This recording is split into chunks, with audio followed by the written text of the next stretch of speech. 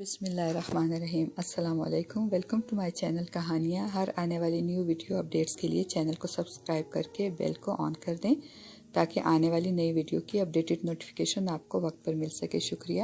تو چلتے ہیں آج کی کہانی کی طرف۔ آج کل مجھے اپنے آپ سے بڑا ڈر لگنے لگا ہے۔ میں اپنے آپ کا بدترین دشمن سمجھنے لگا ہوں۔ پتہ نہیں کب اور کس موقع پر میں اپنے آپ کو نقصان پہنچا لوں۔ اسی لیے اپنے ساتھ کسی اور کو رکھنے لگا ہوں، جو کہ کسی شاعر کا شعر ہے، دشمنوں کو بلواؤ دوستوں نے گھیرا ہے۔ تو کچھ ایسے ہی حالات ان دنوں میرے ساتھ بھی ہیں۔ یہاں تو معاملہ اس سے 2-4 ہاتھ اور بھی آگے ہے۔ شاعر کو تو اس کے دوستوں نے گھیرا تھا، یہاں تو میں خود اپنے نرغے میں پھنس جاتا ہوں۔ ابھی چند روز پہلے بھی کچھ ایسا ہی ہوا۔ مجھے کسی کام کے سلسلے میں گھر سے نکلنا پڑا۔ اس وقت میرے ساتھ کوئی نہیں تھا۔ ابھی میں زیادہ دور نہیں گیا تھا، شیر خان کے تندور کے پچھواڑے ہی پہنچا تھا کہ سامنے سے مجھے میں آتا ہوا نظر آیا، انتہائی خونخوار انداز میں مجھے گھورتا ہوا۔ ابھی میں اس سے میرا مطلب ہے میں اپنے آپ سے بچ کر بھاگنے کا راستہ تلاش کر رہا تھا کہ دوسری سمت سے ایک اور میں آتا نظر آیا۔ اس کے تیور پہلے والے سے بھی زیادہ خطرناک نظر آ رہے تھے۔ میں جس راستے سے آیا تھا اسی راستے سے لوٹنا چاہا کہ اس سمت سے ایک اور میں میری طرف آتا ہوا نظر آیا۔ اس کی نیت بھی اچھی نظر نہیں آ رہی تھی۔ میں دھڑکتے دل کے ساتھ کھڑا سوچ رہا تھا کہ کدھر جاؤں، کس طرح اپنے آپ سے خود کو بچاؤں کہ دیکھتے ہی دیکھتے میرے مزید 2 اور شبیہ جانے کہاں سے نمودار ہوئے۔ پانچوں ہو بہو ایک جیسے تھے، بلکہ یہ کہنا بہتر ہوگا کہ پانچوں ایک دم میرے جیسے تھے۔ میں نے جو لباس پہنا ہوا تھا بالکل ویسا ہی لباس انہوں نے بھی پہنا ہوا تھا۔ اچانک ان پانچوں نے اپنی جیب کے اندر ہاتھ ڈالا اور پھر باہر آنے والے ان کے ہاتھوں میں لمبے اور چمکیلے پھل والے چاقو تھے، جنہیں لہراتے ہوئے وہ خونخوار انداز میں آہستہ آہستہ میرے قریب آ رہے تھے۔ آہستہ آہستہ ان کا حلقہ تنگ ہوتا جا رہا تھا۔ ڈر کے مارے میں مرا جا رہا تھا۔ میری سمجھ میں نہیں آ رہا تھا کہ ان پانچوں سے، جو میرے علاوہ اور کوئی نہیں تھے، ان سے میں کس طرح اپنے آپ کو بچاؤں۔ اچانک میری نگاہ شیر خان کے تندور پر پڑی اور میں شیر خان کہہ کر آوازیں دینے لگا۔ میں نے چند آوازیں ہی دی تھیں کہ شیر خان اور اس کے تندور کے 2 ساتھی گھبرا کر میرے قریب آ گئے۔ کیا بات ہے صاحب جی، کیوں چلاتی ہے؟ وہ شیر خان، کچھ لوگ مجھے مارنے کے لیے، مجھ پر قاتلہ حملہ کرنے کے لیے آ رہے تھے۔ کدھر ہے وہ خبیث کا بچہ؟ ام کو بولو۔ اس نے ادھر ادھر دیکھا مگر وہاں تو کوئی بھی نہیں تھا۔ میں نے بھی نگاہیں پھاڑ پھاڑ کر چاروں طرف دیکھا۔ واقعی اس وقت کوئی بھی نزدیک یا دور موجود نہیں تھا۔ ان پانچوں میں سے ایک بھی نظر نہیں آ رہا تھا۔ ادھر تو کوئی بھی نہیں ہے صاحب جی۔ وہ میں نے تمہیں آوازیں دی نا تو تم سے ڈر کر بھاگ گئے۔ شیر خان نے اپنے مونچھوں کو تاو دیا۔ شیر خان کا علاقے میں کوئی غنڈہ لوگ کیسے آ گئی؟ ہم کو ان کا شکل صورت بتاؤ، ہم ان کو شیر خان کا علاقہ غیر میں آنے کا مزہ چکھا دے گی۔ اب میں شیر خان کو ان کی شکل و صورت کیا بتاتا؟ اگر ان سے کہتا وہ پانچوں میرے ہی ڈپلیکیٹ تھے، فوٹو کاپی تھے، تو شیر خان مجھے کیا دیوانہ نہیں سمجھتا؟ شیر خان وہ بس ایسے ہی تھے جیسے غنڈے بدماش ہوتے ہیں۔ سب کے ہاتھ میں لمبے پھل والے چاقو تھے، مگر وہ سور کا بچہ لوگ بھاگی کدھر؟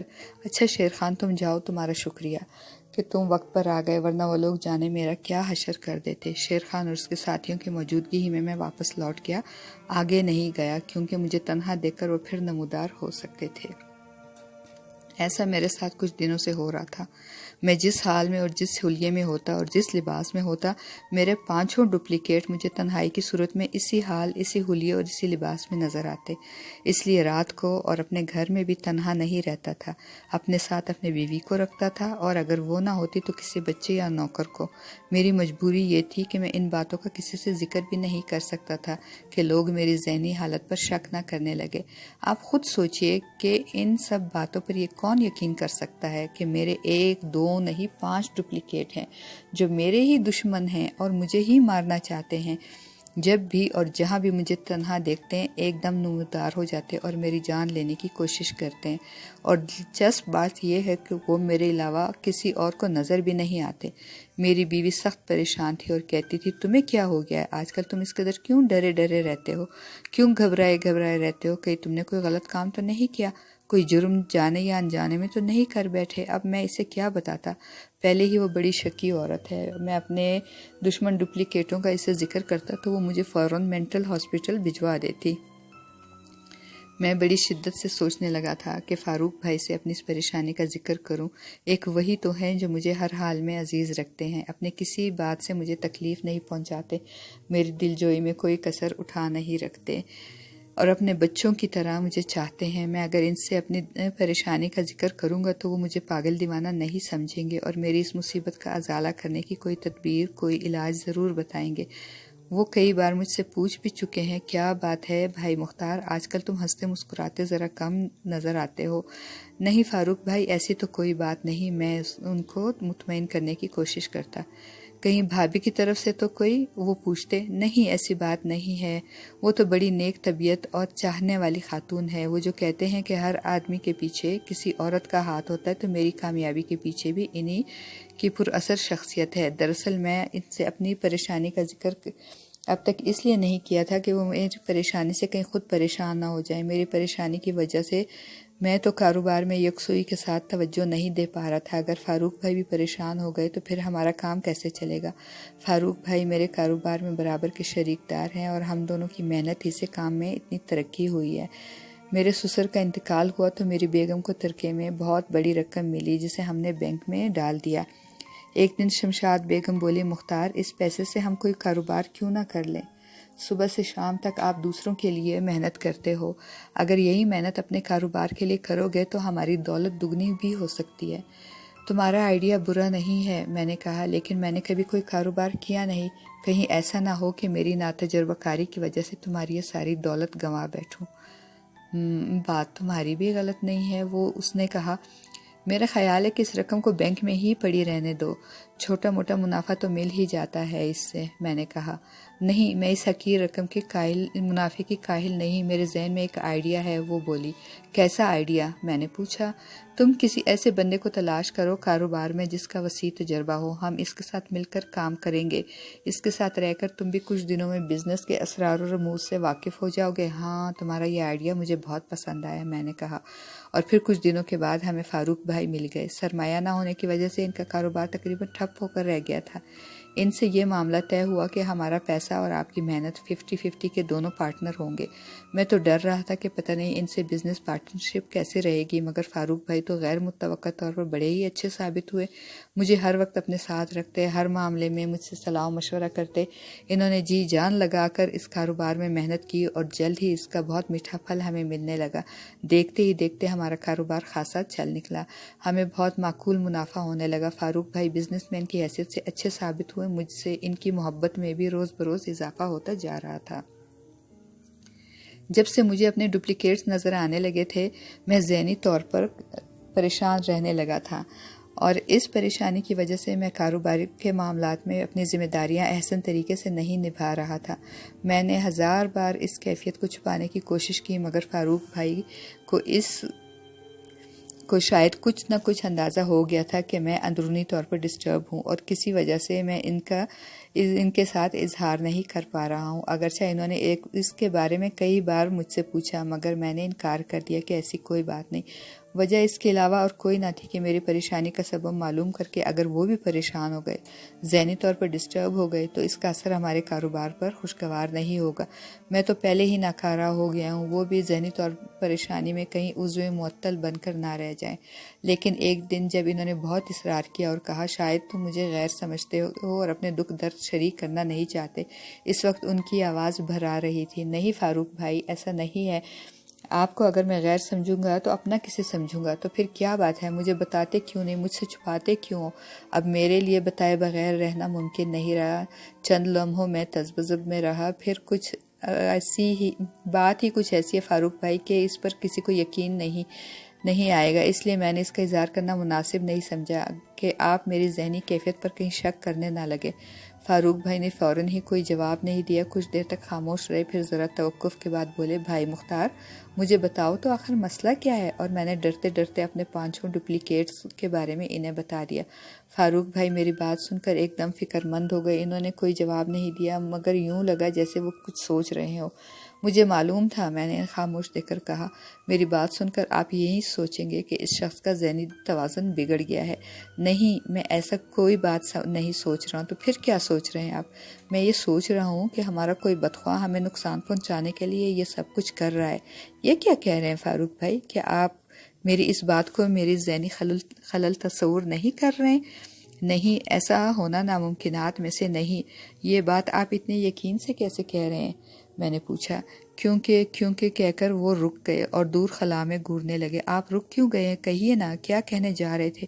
کیونکہ اس طرح کا واقعہ میرے ساتھ بھی پیش آ چکا ہے۔ اچھا، وہ کیا واقعہ تھا؟ فاروق بھائی بولے، ایک دن مجھ سے ایک عورت ملی جو ہو بہو میری بیوی کی شکل و صورت کی تھی، مگر وہ میری بیوی نہیں تھی، کیونکہ میری بیوی بالکل ایک گھریلو قسم کی ہے، بلکہ یہ کہنا چاہیے کہ دیہاتن قسم کی عورت ہے۔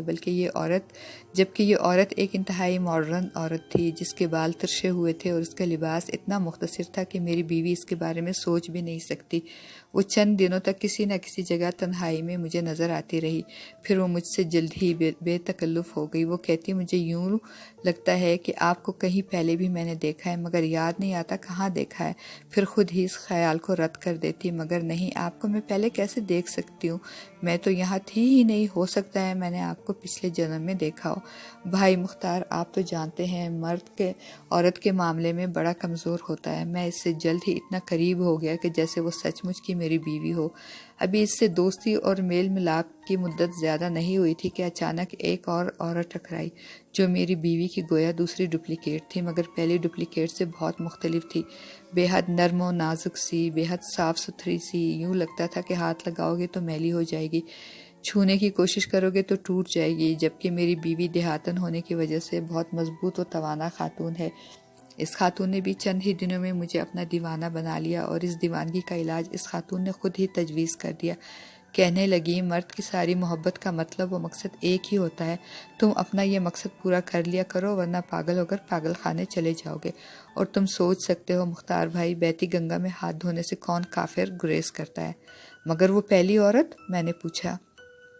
بھائی مختار، وہ پہلی عورت بھی اسی دوران اسی مقصد کے لیے آتی رہی، اور ابھی پہلی اور دوسری عورت کے ساتھ سلسلہ چل رہا تھا کہ ایک دن ایک تیسری عورت ٹکرائی۔ وہ سر سے پیر تک سیاہ برقعے میں چھپی ہوئی تھی، صرف 2 آنکھیں دکھتی تھی۔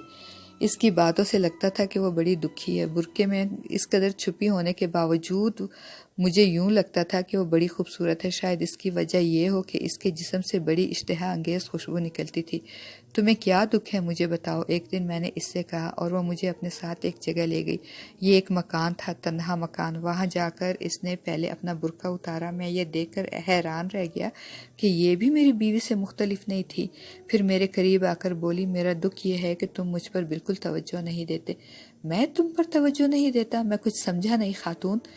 آؤ میں تمہیں سمجھاتی ہوں۔ یہ کہہ کر اس نے میرا ہاتھ پکڑا اور دوسرے کمرے میں چلی گئی۔ وہاں یہ دیکھ کر میں حیران رہ گیا کہ بستر پر ایک شخص پڑا ہوا ہے، جو کوئی اور نہیں، میں تھا۔ میرا مطلب میرا ڈپلیکیٹ تھا۔ یہ زندہ ہے، اس عورت نے کہا، لیکن میرے لیے مردہ ہے۔ پھر وہ مجھے پہلے کمرے میں اپنے ساتھ لے آئی۔ اب بتاؤ، تم میرے دکھ درد دور کرنے میں میرے ساتھ کیا تعاون کرو گے؟ بھائی مختار، تم ہی فیصلہ کرو۔ مجھ جیسا کمزور اعصاب کا مالک کسی دکھی خاتون کو کیسے منع کر سکتا تھا؟ ابھی میں اس کے ساتھ مصروف تھا کہ اچانک کمرے میں پہلی اور دوسری عورت ایک ساتھ نمودار ہوئی۔ مجھے تیسری عورت کے ساتھ دیکھ کر ان کے غصے کی انتہا نہ رہی۔ ان دونوں نے تیسری کو کتیا، ڈائن اور اسی نوعیت کے مختلف القابات سے نوازنا شروع کر دیا، اور پھر وہ تینوں ایک دوسرے کو جانوروں کی طرح بھنبھوڑنے لگی۔ میں نے موقع غنیمت دیکھ کر وہاں مزید رکنا مناسب نہیں سمجھا اور چھپکے سے وہاں سے بھاگ گیا۔ وہاں سے آنے کے بعد میں اسی سوچ و فکر میں مبتلا ہو گیا کہ آخر یہ کیا راز ہے، کیا اسرار ہے؟ وہ تینوں کون تھی جو میری بیوی سے اس قدر مشابہ تھیں؟ اور ایسے ہی خیالات مجھے پریشان کرنے لگے، اور اپنے کاروبار کی طرف سے میرا جی بالکل اچاٹ ہو گیا، جس کا نتیجہ یہ ہوا کہ تھوڑے ہی دنوں بعد میرے کام میں نقصان ہونے لگا۔ اور یوں سمجھیے بھائی مختار، مجھے ہوش اس وقت آیا جب میرا چلتا ہوا اور منافع بخش کاروبار بالکل تباہ ہو گیا۔ فاروق بھائی کی کہانی سن کر تو میرے ہوش و آواز گم ہو گئے۔ میں نے ڈرتے ڈرتے کہا، کہیں ہمارے ساتھ بھی تو ایسا کچھ ہونے والا نہیں؟ تمہاری روایات سن کر میں بھی اسی نتیجے پر پہنچا ہوں کہ ہمارا کوئی بدخواہ ہمارے خلاف کوئی چال چل رہا ہے، کوئی شیطانی کھیل کھیل رہا ہے۔ تھوڑی دیر تک میں گمسم بیٹھا رہا، پھر بولا ان حالات میں مجھے کیا کرنا چاہیے؟ فاروق بھائی نے فوراً ہی جواب نہیں دیا، ذرا توقف کے بعد بولے، اگرچہ میں دعا تعویذ اور پیری فقیری کا قائل نہیں، لیکن میں اس سلسلے میں کسی اچھے عامل سے مل کر ان سے مدد لینی چاہیے، مگر مجھے تو ایسے کسی بندے کے بارے میں کچھ علم نہیں۔ بھائی مختار فکر مند نہ ہو، میں کسی اچھے ایسے آدمی کو تلاش کرتا ہوں۔ اور پھر چند دنوں کے بعد انہوں نے کہا، ایک پہنچے ہوئے بزرگ کا پتہ مجھے معلوم ہوا ہے، کل چلیں گے ان کے پاس؟ نہیں فاروق بھائی، آج ہی چلیے۔ ٹھیک ہے، آج ہی چلیں گے۔ اور پھر اسی روز مغرب اور عصر کے درمیانی وقفے میں ہم ان بزرگ کے پاس پہنچ گئے اور انہیں میں نے اپنی بپتا سنائی۔ میری رویداد سن کر وہ چند لمحے کچھ سوچتے رہے، پھر بولے، وہ پانچوں تمہارے ہمزاد ہیں، مگر ان کی نیت انہیں نقصان پہنچانے کی کیوں ہوتی ہے؟ بھائی فاروق نے پوچھا۔ اپنے ہمزاد کو جب بندہ خود قابو میں کرتا ہے تو وہ اس کے غلام ہوتے ہیں، مگر جب وہ کسی اور کے تابع ہوتے ہیں تو اس کی مرضی اور رضا سے وہی کرتے ہیں جو ان سے کہا جاتا ہے۔ بابا جی، کیا انہیں ان کے ہمزاد سے نجات نہیں دلائی جا سکتی؟ دلائی جا سکتی ہے، مگر یہ بڑا کٹھن کام ہے، تو ہمارے لیے کچھ کیجیے، ہم سے جو بن پڑے گا ہم آپ کی خدمت کریں گے۔ اور بزرگ نے محض ایک تعویذ دیا کہ فی الحال اسے اپنے گلے میں ڈال لو اور اگلے روز پروگرام بنا کر اسے اپنے گلے میں ڈال لو اور جان بوجھ کر اکیلے ایسی جگہ تنہا جاؤ جہاں وہ پانچوں تمہیں نظر آئیں۔ میں نے وہ تعویذ وہیں ان کے سامنے گلے میں ڈال لیا اور اگلے روز پروگرام بنا کر شیر خان کے تندور کے پچھواڑے واقع میدان میں تنہا چلا گیا، اور ذرا دیر بعد بھی وہاں جانے کہاں سے اور کیسے میرے پانچوں ہمزاد آ گئے اور مجھے دائرے کی صورت میں اپنے گھیرے میں لے لیا۔ ایک نے اپنے ہونٹوں پر زبان پھیر کر کہا، میں اسے پہلے کھاؤں گا۔ نہیں نہیں، دوسرا بولا، یہ میرا شکار ہے۔ ارے واہ، تم دونوں کو میری موجودگی میں ایسے سوچنے کی جرات کیسے ہوئی؟ تیری تو ایسی کی تیسی، کہہ کر پہلا تیسرے پر بل پڑا۔ بڑا ترم خان بنا پھرتا ہے، اور دیکھتے ہی دیکھتے وہ زمین پر لمبی لمبی سانسیں لے رہا تھا۔ دوسرے نے تیسرے کا یہ حشر دیکھا تو پہلے پر حملہ کر دیا، تم نے اسے کیوں مارا؟ تو کون ہوتا ہے مجھ سے جواب طلب کرنے والا؟ میں بتاتا ہوں میں کون ہوتا ہوں، کہتا ہوا اس نے پہلے پر ہلہ بول دیا، اور پھر جلد ہی پہلا بھی تیسرے کے قریب پڑا مٹی چاٹ رہا تھا۔ یہ نہ سمجھنا کہ نمبر 1 کو مار کر تم ہمارے سردار بن گئے۔ چوتھا بولا، اگر ہمت ہے تو میرے قریب آ۔ دوسرا چوتھے پر جھپٹا تھا، اور چوتھا اس کے اچانک وار سے ایسے لڑکھڑا کر گرا کہ پھر دوبارہ نہ اٹھ سکا۔ یہ دیکھ کر پانچویں نے بغیر کسی تمہید یا اعلان کے دوسرے پر وار کر دیا، مگر دوسرا غالباً بے خبر نہیں تھا۔ بیک وقت اس کے ہاتھ اور پیر پر اس شدت کے ساتھ پڑے تھے کہ اسے ڈھیر ہونے میں دیر نہیں لگی۔ نمبر 2 نے اپنے ہاتھ یوں جھاڑے جیسے اس میں لگی گھر جاڑ رہا ہو، پھر میری طرف مسکرا کر دیکھا جیسے کہہ رہا ہو، دیکھا میں کتنا طاقتور ہوں۔ پھر ان چاروں کی طرف دیکھ کر بولا، ذرا ان کو ٹھکانے لگا دو، پھر تمہاری طرف توجہ دوں گا۔ یہ کہہ کر وہ بیٹھ گیا اور اس طرح ان کے گوشت نوچنے اور ان کی ہڈیاں چبا چبا کر کھانے لگا جیسے وہ کوئی خونخوار درندہ ہو۔ دیکھتے ہی دیکھتے وہ اپنے چاروں ساتھیوں کو چٹ کر گیا۔ یہ منظر دیکھ کر میں تو سوکھے پتے کی طرح لرزنے لگا۔ یا خدایا، یہ میرا ڈپلیکیٹ ہے یا میرا ہمزاد ہے یا جو کوئی بھی ہے؟ کیا یہ کوئی عفریت ہے، کوئی بلا ہے؟ کیا ہے جو اس طرح اپنے جیسے 4 بندوں کو دیکھتے ہی دیکھتے ہڑپ کر گیا؟ چاروں کو کھا کر وہ کھڑا ہوا اور اپنے منہ کو اپنے آستین سے صاف کرتے ہوئے بولا، اب تمہاری باری ہے، تمہارا کیا ارادہ ہے؟ پہلے مجھ سے ان لوگوں کی طرح مقابلہ کرو گے یا بغیر مقابلے کے میں رہنے والا بننا پسند کرو گے؟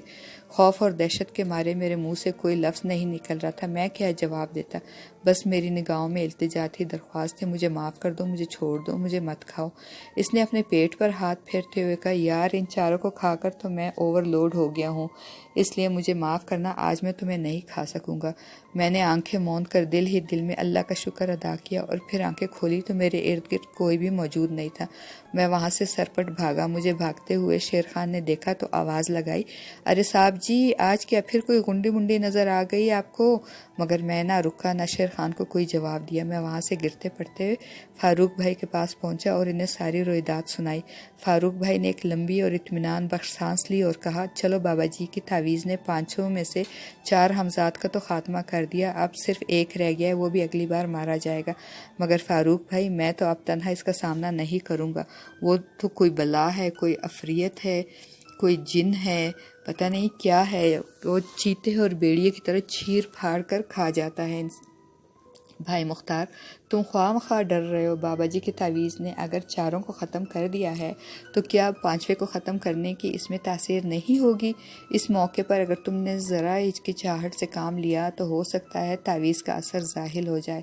غرض کہ بھائی فاروق کے سمجھانے بجھانے پر اگلے روز بھی مجھے مقتل میں جانا پڑا، مگر جیسے ہی میں میدان کے بیچوں بیچ پہنچا یہ دیکھ کر میرے دیوتا کوچ کر گئے کہ پانچوں میرے سمت ندیدوں کی طرح اپنے ہونٹوں پر زبان پھیرتے ہوئے بڑھ رہے ہیں، مگر اس سے پہلے کہ میں بے ہوش ہو کر گرتا میں ان کی طرح یہ کل کی طرح آپس میں جنگ لڑنے لگے، جس کے نتیجے میں ایک زندہ سلامت بچا اور سب مارے گئے، اور زندہ بچنے والے نے مرنے والے ساتھیوں کو بھنبھوڑنا شروع کر دیا اور ہڈیوں تک کو نہیں چھوڑا۔ میں نے ڈرتے ڈرتے اس سے کہا، آؤ اب مجھے بھی کھا لو۔ یار تم مجھے کوئی پیٹو سمجھتے ہو؟ میں اب تو میرے پیٹ میں چورن تک کی گنجائش نہیں۔ ویری سوری، آج میں تمہیں نہیں کھا سکوں گا، مگر میرا وعدہ ہے کل میں سب سے پہلے تمہیں کھاؤں گا۔ تم ایک دن اور ٹھہر جاؤ۔ اور اس کے بعد وہ وہاں موجود نہیں تھا۔ میں بھاگم بھاگ گھر پہنچا اور بستر پر کسی کٹے ہوئے درخت کی طرح گر گیا۔ میرا پورا وجود پسینے سے شرابور تھا، دل بڑی تیزی سے دھڑک رہا تھا۔ میری بیگم نے مجھے اس حال میں دیکھا تو گھبرا گئی۔ پہلے تو گلوکوز اور سکون پہنچانے والی دواؤں سے میری حالت کو بہتر بنانے کی کوشش کی، پھر جب آہستہ آہستہ میں نارمل ہوا تو اس نے بڑے پیار سے کہا، مختار تمہیں میری جان کی قسم، کیا بات ہے؟ مجھ سے کچھ نہ چھپاؤ۔ کیا تم پولیس سے بچ کر بھاگے ہو؟ نہیں، ایسی کوئی بات نہیں، میں نے کہا۔ تو پھر کیا بات ہے؟ مجھے سچ سچ بتاؤ۔ وہ بولی، ہاں شمشاد بیگم، آج میں تمہیں سب کچھ سچ سچ بتا دوں گا، میں نے کہا، اور پھر ذرا دیر بعد میں نے ابتدا سے لے کر اب تک کی ساری رویداد سنا دی۔ چاہنے والی بیوی سے بڑھ کر دنیا میں کوئی ہمدرد نہیں ہوتا۔ افسوس کہ تم نے مجھ پر بھروسہ کرنے کے بجائے اپنے دوست پر بھروسہ کیا۔ خیر جو کچھ ہوا سو ہوا، اب میں تمہیں اس عذاب سے بچانے کی تدبیر سوچتی ہوں، تم گھبراؤ مت، وہ بولی، اور اگلے روز وہ مجھے اپنے ساتھ لے کر ایک عامل کے پاس پہنچی۔ وہ ظاہری طور پر ایک عام سے نارمل سے آدمی تھے، کلین شیو اور پینٹ شرٹ میں ملبوس۔ انہیں میں نے ابتدا سے اب تک کی ساری رویداد سنائی۔ سن کر وہ ذرا دیر خاموشی سے سوچتے رہے، پھر بولے، سب سے پہلے میں آپ لوگوں کو اپنے بارے میں بتا دوں، میں کوئی پیر فقیر یا جادوگر نہیں، بس ایک عامل ہوں۔ کچھ موکل میرے تابع دار ہیں، کچھ کو میں نے مسخر کر رکھا ہے، انہی کی مدد سے کام کرتا ہوں۔ آپ کا کیس اگر وہ حل کر سکے تو مجھے خوشی ہوگی، ورنہ میں معذرت کر لوں گا۔ ہمیں اس سے کوئی غرض نہیں کہ آپ کس طرح اپنا کام کرتے ہیں، آپ کوشش کیجئے ہمیں اس مصیبت سے نجات دلانے کے سلسلے میں۔ شمشاد بیگم نے کہا، دیکھیں جی، مصیبت بھی اللہ کے حکم سے آتی ہے اور اس سے نجات بھی اللہ کی مرضی اور رضا سے نصیب ہوتی ہے، آپ اللہ پر بھروسہ رکھیں، عامل نے کہا۔ انہوں نے کمرے کے ایک کونے میں مٹی کی ایک ہانڈی نکالی جس کے اوپر مٹی ہی کا ڈھکن تھا۔ اسے اپنے قریب رکھ کر ایک چھڑی سے اس پر 3 بار ہلکی ہلکی ضرب لگائی، جس کے بعد یوں لگا کہ ہانڈی کے اندر کچھ چیزیں آپس میں ٹکرا رہی ہیں۔ ذرا معلوم تو کرو، عامل صاحب نے ہانڈی کو مخاطب کر کے کہا، مختار صاحب کے ساتھ جو کچھ ہو رہا ہے یہ سب کچھ کیا ہے؟ ہانڈی کے اندر سے پھر کچھ چیزیں ٹکرانے کی آوازیں آئیں۔ اس پر عامل صاحب بولے، اچھا، اور سامنے رکھا ہوا ریڈیو کا ایک بٹن دبا کر اس کو آن کر دیا۔ ذرا دیر تک اس کے اندر سے کھڑکھڑاہٹ کی آوازیں آتی رہیں، پھر مردانہ بھاری آواز سنائی دی، یہ سب کچھ ان کو سوچے سمجھے منصوبے کے تحت پریشان کرنے کے لیے کیا جا رہا ہے۔ یہ کون لوگ ہیں اور اپنے کس مقصد کے تحت کر رہے ہیں؟ وہ چاہتے کیا ہیں؟ ان کا تفصیلی جواب کب دو گے؟ اس سوال کا جواب نہیں ملا۔ ذرا دیر بعد عامل صاحب نے پھر اپنا سوال دہرایا۔ ذرا دیر بعد ریڈیو سے آواز آئی، تھوڑی مہلت چاہیے، تحقیق و تصدیق میں تھوڑا وقت لگے گا۔ ٹھیک ہے، 2-3 دن تمہارے لیے کافی ہوں گے، میں انہیں جمعرات کو بلا لوں؟ ہاں بلا لے، لیکن انہیں بتا دیں یہاں آنے کے بارے میں کسی تیسرے کو ایک لفظ بھی نہیں بتائیں گے۔ دیکھیے، ہمارے موکل کا کہنا ہے کہ یہاں آنے کے بارے میں آپ دونوں کسی تیسرے سے اس بات کا ذکر نہیں کریں گے، اور ہاں اپنی کوئی چیز ہمیں دے جائیے۔ کیسی چیز؟ جیسے کوئی انگوٹھی یا کوئی رومال وغیرہ، مگر یہ مختار صاحب کے ذاتی استعمال کی ہو۔ ہاں رومال تو ہے میرے پاس، میں نے کہا، یہ لیجئے۔ میں نے جیب سے رومال نکال کر عامل صاحب کو پیش کر دیا، اور ہاں آپ لوگ اب جمعرات کو تشریف لائیں اسی وقت۔ جمعرات کو ہم دونوں میاں بیوی عامل صاحب کے پاس پہنچے تو انہوں نے ہمیں دیکھ کر کہا، آئیے، آپ کے بارے میں بڑی معلومات حاصل ہوئی ہیں۔ ہم پراشتیاق انداز میں ان کے قریب جا بیٹھے تو انہوں نے کہا، ہمارے موکلوں نے یہ معلوم کیا ہے کہ یہ ہمزادوں کا چکر آپ کو مارنے کے لیے چلایا گیا ہے۔ مگر عامل صاحب، میری بیگم نے کہا، مارنے کے لیے اتنا لمبا چکر چلانے کی کیا ضرورت ہے؟ چھری کے چند وار یا پستول کی ایک دو گولی کافی نہیں تھی؟ آپ صحیح کہتی ہیں، مگر قاتل یہ نہیں چاہتا کہ مختار صاحب کی موت کے بعد بھی اس پر شک و شبہ ہو، لہٰذا وہ مختار صاحب کو مختار صاحب کے ہاتھوں ہی مروانا چاہتا ہے۔ او میرے خدایا، قاتل تو بڑا شفاق ہے۔ مگر میں نے سنا ہے ہمزاد نقصان نہیں پہنچاتے۔ میں نے کہا، ہاں نقصان نہیں پہنچاتے، مگر اس صورت میں جب انہیں بندے نے خود مسخر کیا ہو، جب دوسروں کی کوشش سے ان پر قابو پایا گیا ہو تو ان کے ذریعے قتل بھی کروا سکتے ہیں، لیکن اس کی ضرورت بھی نہیں پڑ سکتی۔ انہیں اس کے ذریعے اس قدر دہشت کر دیا جائے کہ وہ ڈر اور خوف سے خود مر جائے۔ ہاں جی، آپ کا یہ کہنا غلط نہیں ہے۔ جب میرے ہمزاد مار کر ایک دوسرے کو کھا رہے تھے تو مجھے یوں لگا تھا کہ اب وہ مجھے بھی کھا جائے گا۔ تب ڈر اور دہشت سے میری نبض ڈوبنے لگی تھی۔ آپ کے موکل نے یہ نہیں بتایا کہ کس کی کوشش سے ان کے ہمزاد ان کے دشمن بن گئے ہیں؟ شمشاد بیگم نے پوچھا۔ ہاں بھئی، عامل صاحب نے مٹی کی ہانڈی پر چھڑی مار کر پوچھا۔ کیا انہیں اس مردود کا چہرہ نہیں دکھاؤ گے؟ پانی کا بندوبست کریں۔ ریڈیو سے آواز آئی اور ذرا دیر بعد ایک چھوٹی سی تپائی پر ایک بڑا سا شیشے کا جار پانی سے بھرا رکھا تھا۔ شیشے کا جار صاف ستھرا اور شفاف تھا اور چاروں طرف سے دیکھا جا سکتا تھا۔ عامل صاحب نے جار پر اپنی چھڑی سے ہلکی ہلکی چند ضربے لگا کر کہا، ہاں بھئی، اس شیطان کا چہرہ دکھاؤ جس نے مختار صاحب کے ہمزاد کو مسخر کیا ہے۔ بالکل ساکن پانی میں اچانک تلاطم سا پیدا ہوا اور صاف اور شفاف پانی بالکل گدلا ہو گیا۔ پھر آہستہ آہستہ پانی کے اضطراب میں کمی واقع ہونے لگی اور اس کے ساتھ ساتھ ہی پانی صاف ہونے لگا، اور جب پانی مکمل ساکن اور شفاف ہو گیا تو اس کے اندر ایک ہیولا سا نظر آنے لگا۔ ابتدا میں یہ دھندلا تھا مگر جلد ہی صاف ہو گیا اور پانی کے اندر نظر آنے والا چہرہ بالکل نمایاں ہو گیا۔ ارے یہ تو وہی ہے، بے ساختہ میری زبان سے نکلا، وہ بابا جی جن کے پاس فاروق بھائی مجھے لے کے گئے تھے اور جنہوں نے مجھے ہمزادوں سے محفوظ رکھنے کے لیے تعویذ دیا تھا۔ عامل صاحب نے اس ہوں کو خاصا کھینچ کر کہا، پھر ذرا توقف کے بعد ہانڈی پر چھڑی مار کر بولے، ذرا ان بزرگوار کا جغرافیہ تو بتاؤ، آخر یہ ہیں کون؟ ذرا دیر بعد ریڈیو سے آواز آئی، یہ بابا جی بنگالی جادوگر ہیں، سفلی عملیات کے ماہر ہیں اور بنگالی بابا کے نام سے مشہور ہیں۔ اس کا یہ مطلب ہوا، عامل صاحب نے سوچتے ہوئے کہا، مختار صاحب کے ساتھ ان کے ہمزادوں کا چکر انہوں نے کسی دوسرے کے لیے چلایا ہے۔ جی ہاں، یہی بات ہو سکتی ہے، شمشاد بیگم فکر مند لہجے میں بولی، مگر ایسا کون سا شخص ہو سکتا ہے؟ میں نے سوچتے ہوئے کہا، میری تو کسی سے کوئی دشمنی نہیں، پھر کوئی میری جان کا دشمن کیسے ہو سکتا ہے؟ عامل صاحب نے مٹی کی ہانڈی میں چھڑی مار کر اپنے موکل سے کہا، بھائی اس پس پردہ دشمن کے چہرے سے بھی پردہ ہٹاؤ، انہیں بتا دو ان کا دشمن کون ہے۔ یہ تو کہتے ہیں میرا کوئی دشمن نہیں۔ ریڈیو سے آواز آئی، جام جہاں نما سے رجوع کیجیے۔ عامل صاحب نے شیشے کے جار پر چھڑی سے چند ضربے لگا کر کہا، ہاں بھائی، اس دشمن کے چہرے سے پردہ اٹھا دو جو مختار صاحب کو زندہ دیکھنا نہیں چاہتا۔ جار کے پانی میں ایک بار پھر تلاطم سا پیدا ہوا اور شفاف پانی گدلا ہو گیا۔ پھر ذرا دیر بعد پانی صاف ہوا اور پرسکون ہو گیا، شفاف ہو گیا، اور اس کے اندر ابھرنے والے دھندلے عکس نے آہستہ آہستہ صاف ہونا شروع کر دیا۔ ہم دونوں میاں بیوی جار پر جھکے ہوئے تھے۔ جار کے اندر نمودار ہونے والا ہیولا جیسے ہی صاف ہوا، مجھے چکر آ گیا اور دھپسے میں بیٹھ گیا۔ عامل صاحب نے گھبرا کر میری بیوی سے پوچھا، یہ کون ہے؟ ان کا جگری یار ہے، بھائی اور باپ سے زیادہ پیارا دوست، فاروق بھائی، جن پر مجھ سے زیادہ اعتماد کرتے ہیں۔ ذرا دیر بعد میری طبیعت سنبھلی تو میں نے عامل صاحب کی طرف دیکھ کر کہا، نہیں، یہ جھوٹ ہے، غلط ہے، آپ کے موکل کی تصدیق و تحقیق میں یقیناً کوئی گڑبڑ ہو گئی ہے، فاروق بھائی ایسے نہیں کر سکتے۔ عامل صاحب نے ہانڈی پر چھڑی مار کر کہا، ارے بھائی مختار صاحب تو یہ تسلیم کرنے پر تیار ہی نہیں کہ فاروق بھائی ان کے دشمن ہو سکتے ہیں، پھر تو انہیں ثبوت پیش کرنا پڑے گا۔ ریڈیو سے آواز آئی، آپ ماضی سے متعلق فلیش بیک دکھانے کا بندوبست کریں۔ اچھی بات ہے، کہہ کر عامل صاحب اٹھے اور کمرے کے ایک گوشے سے ایک پڑیا لائے۔ پڑیا کھول کر اس کے اندر سے نمک جیسی کوئی چیز نکال کر ایک چٹکی بھر اس جار کے پانی میں ڈال دیا۔ ذرا دیر بعد جار کا پانی جیسے پکنے لگا اور اس کے اندر سے بھاپ نکلنے لگی، پھر آہستہ آہستہ بھاپ کا اخراج ختم ہوا، پانی ٹھنڈا اور پرسکون ہو گیا۔ اب عامل صاحب نے جار پر چھڑی مار کر کہا، ہاں بھائی، اب فلیش بیک دکھا دو۔ جار کے پانی میں پہلے دھندلے سے ہیولے ابھرے، پھر صاف ہوئے تو صاف نظر آنے لگے۔ فاروق بھائی بنگالی جادوگر بنگالی بابا سے کچھ کہہ رہے تھے۔ یہ کیا کہہ رہے ہیں؟ ان کی آواز نہیں سناؤ گے؟ عامل صاحب نے غالباً موکل کو مخاطب کیا۔ ریڈیو کا والیوم ذرا اونچا کر دیجئے، ریڈیو سے آواز آئی۔ عامل صاحب نے ریڈیو کی آواز اونچی کر دی۔ بنگالی بابا فاروق بھائی سے کہہ رہے تھے، اسے دیکھے بغیر میں اس کے ہمزاد کو کیسے قابو کروں گا؟